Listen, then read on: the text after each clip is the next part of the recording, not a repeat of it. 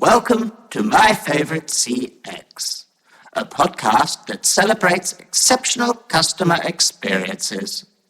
To listen to today's, please choose from one of the following options.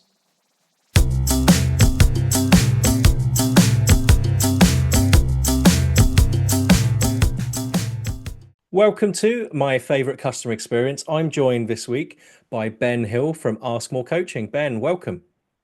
Thank you very much, Chris. Thanks for the invite. More than welcome. Well, we're former colleagues after all. So Ben and I worked at Nice, so one of the leaders in customer experience, until I left and took a more conventional route. And Ben took the plunge and moved away from the world of customer experience and corporate life to launch his own performance coaching business in 2024 to help unlock the potential in people and help individuals to reach personal and professional goals. Ben, that's quite the leap and quite the lane change. Yeah, it was. I think my mission really revolves around helping the person I was now, Chris. So that's the ambitious, high performing individuals where, particularly stressed male executives who are looking to they're approach the crossroads of their life, maybe questioning their purpose or why, looking to transform their lives or career. So for me, it was more to align with my values and purpose and strengths a little bit more, to take what I'd learned and absorbed in my corporate life and in CX and bring it into the coaching world to live a little bit more autonomously and under my own steam. I can certainly empathize with that. In terms of, I guess, the move into coaching, obviously, we talked about your experience in customer experience. Mm. It's a very personal customer experience for you now, what you provide.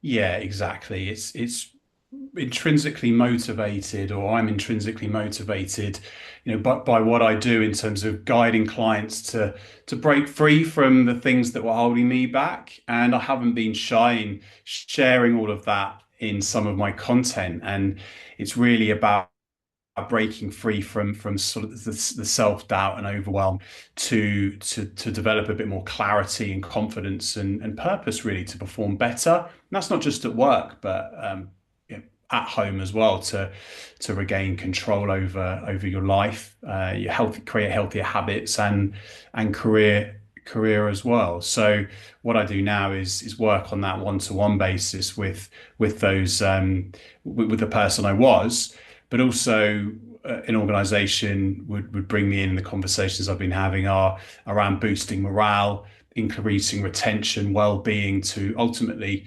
impact profit margins as well. So a lot of awareness there. So you're seeing it, or companies are seeing it as a potential to bring you in to enhance that employee experience, which in turn, one, I guess, helps retention and helps them with their staff, but also has a positive impact on their customer experience. Exactly right. And that's what excites me about when you reached out, our conversation and the parallels of coaching and customer experience, and how I could bring in some of my strengths, because we're ultimately delivering a transformation, right? A personal transformation or organizational transformation, and a powered by sort of personal impact. So it's, I'm seeing clients gain, confidence and being able to take control, and that's incredibly rewarding. And ultimately, that's what we want to empower. In my past life and in your world, you want to empower your customers to do as well. So we both offer bespoke solutions, and we tailor those to our clients. And I think watching them thrive keeps things fresh and fulfilling for sure.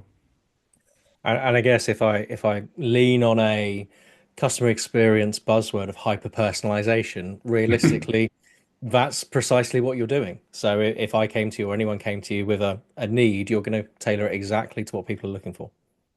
Exactly. And I put my own spin on things because I believe in sort of challenging the status quo a little bit. Hence why I took the break and, ultimately wanted to make a living and a life that I didn't want to sort of run away from. And make a earn a crust doing something I love. And so I encourage people to challenge the status quo, and that comes in the coaching as well. So it's like we want to encourage straight talking and to that no nonsense communication in order to get positive feedback for change. So it's value led and fact based, and I had a bit of humor to it as well. Um, Having direct communication and interactions with people makes engagement more interesting and enjoyable. And I think the outcomes create a really collaborative environment, which ultimately supports growth and accountability, I think. And I think one of the things I took away from a podcast you appeared on recently was openness and people being prepared to talk. And if I have a parallel to the world of customer experience, if I go and speak with a customer and they're not open and they just give you surface level, well, the surface level transformation is literally not going to be there because Hmm. you're going to only be able to tackle what essentially they've given you. But if they're open, if customers are open, and in your scenario, your customers are open to talking about what's holding them back and what they're feeling, then ultimately they can make progress. Exactly right. It's creating a framework of accountability to help people grow, to get them to where they need to be. So I think having that open, honest, candid platform, being authentic, holding space with no judgment is really key. And I think also it helps being an advocate for them as well. I mean, I'll do that with a customer where I'll be on their side, but also understanding what it is they want to get out of this. And to your point, asking those questions that may be slightly uncomfortable of, well, why do you do it this way? Why have you done it this way? Do you need to carry on doing that moving forward? Mhm. Yeah, agreed. And the sort of questions that you're armed with, the open questions when being trained in um, in a sales role, for example, the what, when, where, how, why questions are really powerful, and understanding what the problem is we're trying to solve, where people are at, where customers are at, and where we need to get to, and that's just being open and honest there with no, I think having no attachment to the outcome as well, because that can come across needy and ingenuine and false. So removing that, letting that go is also key to having that reciprocated.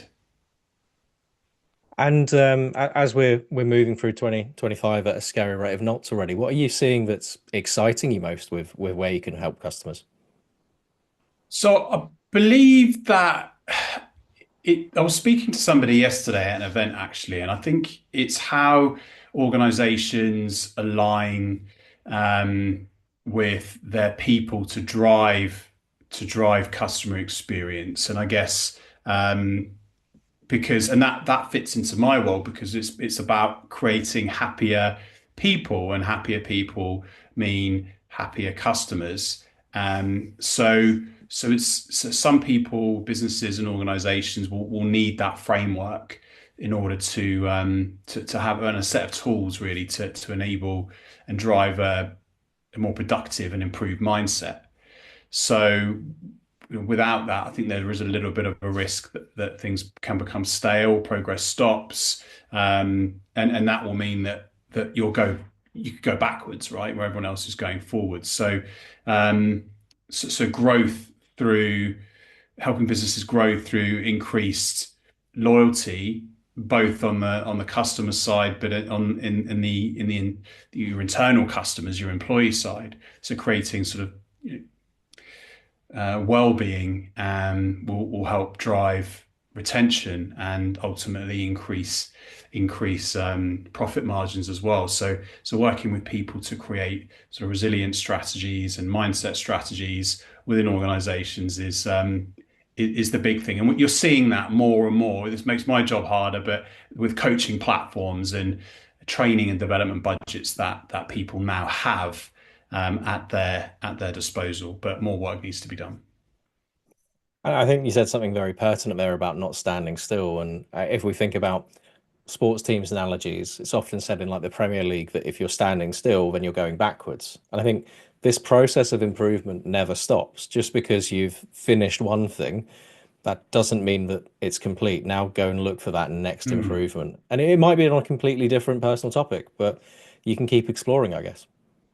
Yeah, I think that's a motto for life, to be honest, Chris, because you have your goals, annual goals, life goals, whatever that looks like.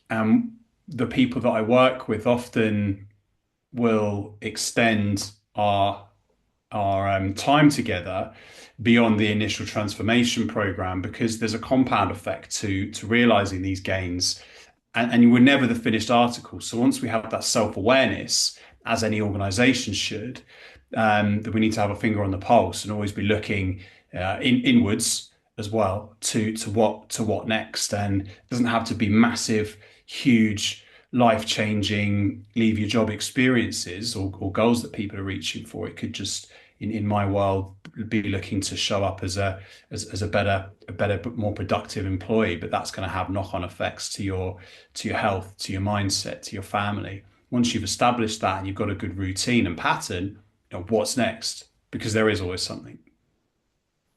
And what's next for us is going to be a slight pause. We're going to place our listeners on hold, and then we're going to come back to this conversation in a moment where Ben is going to talk us through a favorite customer experience. Your current wait time is 72 minutes. To hear options to be connected to a favorite customer agent sooner, please dial 9 on your keypad now.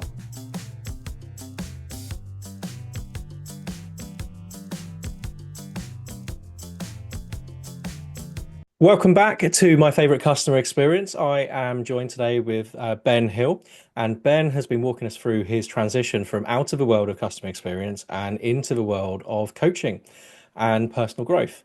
Ben is now going to share with us a favorite customer experience. So Ben, why don't you tell us a little bit about that experience? Yes. So there are a few. So I'm gonna have a bit of a politician's answer, but I'll give you a specific one as well. But I think customer experience is all about evoking emotion. If we can be emotive, if we can feel and attach an emotion to something, we're going to keep coming back. I believe that it really is about, I think Gen AI is a really hot topic, right, at the moment. I think everybody talks about having, it's a buzzword, it's real, and it's got some great benefits. There are lots of discussions around how best to utilize this for the greater good, and there are AI ethics boards and all sorts of things. We saw a similar challenge with chatbots. It's like, right, let's be quick to stick a chatbot in and plaster over something, and then the cracks that appear, right? It's not smooth or seamless. And I think we've had so many of those. When you do get a really good customer experience, then it end to end that sticks in your mind.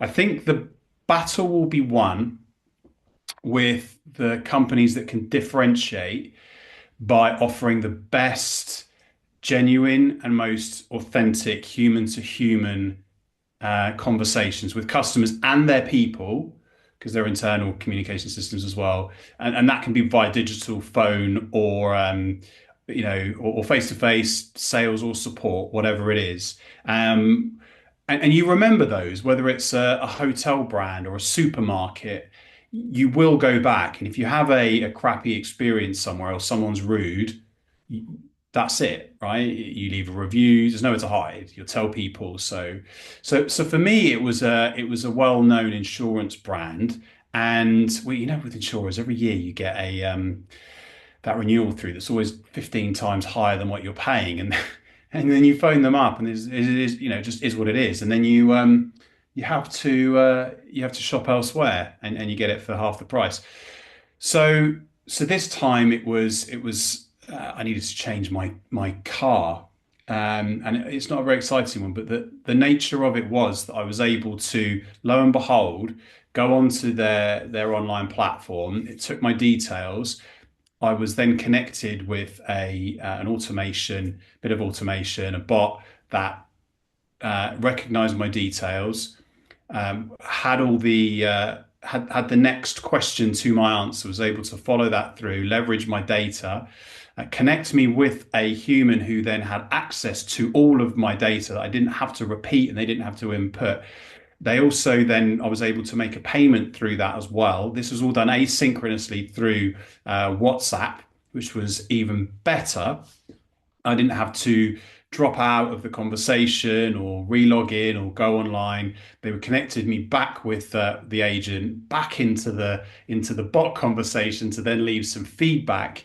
And all of that took about 10 minutes, and I put it off for about a week, just through being a bit anxious and the ache of the pain of doing that historically. So that was one that really stuck out in my mind, just how a really good, seamless, well thought through customer journey and experience should be, because there are many that we have that just ultimately end in frustration and have us, calling up and putting huge amounts of pressure on the team in the contact centers and doing emails and whatnot. So yeah, that was really positive. And I guess I think you kind of gave it away there when you were talking about how you put this off for a week. You were anticipating something being high effort, high frustration, and it being an experience you weren't going to enjoy in any way. Yeah, who wants to phone up their insurance company or go online to their insurance company, and who you do it once a year and you probably forget your login details. But alas, it was all saved on my device, and they'd I mean, most places have got a, well, I say that most places have got an easy forgotten password process. It's one of the top contact center reasons, I think. So it's surprising that not everybody sort of has that, but that would have been no doubt seamless. So yeah, it was a painless experience. And based on your previous experience of working in the world of CX, Hmm. do you find that makes you a more demanding customer because you know what's possible? Yes, I think it does. I'm reasonable. I've had a sneak peek behind the door, behind the curtains, and I've seen what's possible, but I've seen where a lot of businesses are. And that, when I said earlier about buzzwords, it frustrates me when companies go too fast without putting too much thought into it. And it's sort of, square peg, round hole scenarios where they paper something over with a big shiny bit of tech without having the strategy behind it. Um, and really using, there are tools out there that can help you leverage and understand all your data to make that, to leverage that big, expensive, shiny customer facing kit and make it work. And some smart people like yourself to bring in and do that to ensure that. So I get frustrated when it's not done properly, which is my bugbear. And when I can't get through to somebody if I need to, because I go back to that, having we're in the age of automation and AI, so having genuine conversations, that's going to be the kicker. They're the things that you're going to remember.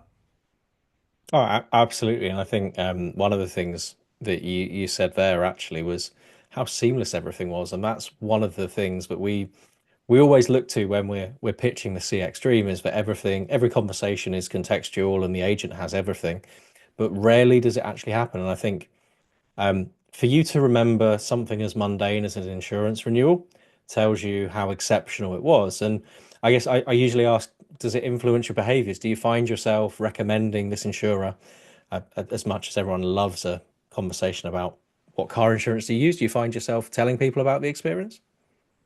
I do, and it's more than that though, because yeah, it's mundane, it's an insurance company, but an insurance company now will have multiple layers of insurance underneath. So how best can they serve me with upsells? So all of a sudden it becomes a lot more than just a simple query or car insurance inquiry. It becomes, a sort of almost like a life brand where they can cover me for multiple cars or my home insurance, pet insurance now. So bike insurance, that it is really important, and I think a lot of people forget about that. So And did they take this opportunity to upsell any other products, or is it something that they've potentially missed an opportunity on? yeah, they missed it. They missed it. Yeah. Intriguing. So an almost perfect customer experience, apart from they didn't think to upsell based on it being good. Yeah, exactly. Maybe there's a bit of training on their side. So through the feedback, I wouldn't have put that like, haha, you missed an opportunity. But effectively, well, none of us like being sold to, but we're all selling something. So that we need to accept that. So if they'd open that opportunity up or sent some information over or put that in the feedback, then that's another thing in terms of using customer data in a smart way. Hey, Mr. Hill, have you got any other cars in your household? When are you thinking about renewing your home insurance or your pet insurance, things like that? We've got a really good deal for you. You're an existing customer. You're on our number one priority. Would you like to find out more? Part of me is going, but if they're a smart salesperson, then they're going to want to seek that no, so then they can turn it into a yes. Hey, Mr. Hill, get it. I've caught you off guard. What would make you comfortable? What would make it a yes? And you had a great experience there, so you're more inclined to think, well, this company can help me. And if you are Ben's insurer, then obviously you've just noted he clearly has a house. He mentioned a pet, he mentioned a bike, so there's plenty of other insurance on the table for you. Yes. So if you are an insurance company or a robber, then I have all those things. On that note, you said everyone is selling something. Obviously, it's a new world for you in coaching. Where can people find you? You can find me on LinkedIn is where I live effectively. So it's linkedin.com/in/Ben Hill one, or the easy way is to go on LinkedIn and search for Ben Hill and or ask more coaching. So that's the big one. I've got my website, www.askmorecoaching.co.uk. So either of those or contacting you directly, Chris, because you have my mobile number as well. That would also work. We'll put some QR codes up on that. And if you follow Ben on LinkedIn, be sure to like, comment, and share his comments or his content as well. That helps obviously boost his brand. Ben, thank you very, very much for joining us on My Favorite Customer Experience. Been an absolute pleasure. Thank you for the invite. Thank you for listening, folks. We'll see you next week. Thank you for listening to My Favorite CX. Your listenership is important to us. On your keypad, please press a number between 1 and 5 to rank how much you've enjoyed your experience.